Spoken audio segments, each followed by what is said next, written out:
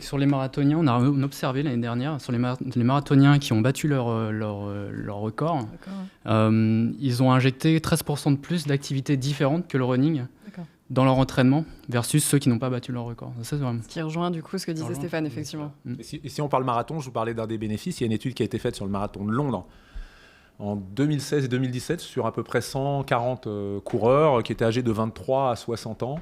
Et en fait, qui étaient les primo-participants au marathon. Et l'étude a montré que l'entraînement plus le marathon, c'est pas le marathon lui-même, c'est tout ce que ça demande avant, avait provoqué un rajeunissement de leur âge artériel de 4 ans. Donc, pour vous dire l'impact. Ça vaut le coup. Voilà, ça vaut le coup. C'est pas un petit... Non, à chaque fois, dès qu'on est sur l'activité physique, quand on parle de prévention de pathologie, sur le cancer du sein, on est plutôt dans des 30, 40, voire 50% de risque, de diminution de risque, que du 3% ou du 5% qui pourrait être parfois critiquable. On est sur des choses qui sont vraiment très marquées. Ouais. Voilà, très, très, très marquées. Donc, on a été fait, comme je dis, c'est évident pour tout le monde qu'on est fait pour le mouvement, mais on a été fait par le mouvement et on a été designé autour du mouvement depuis des millions d'années.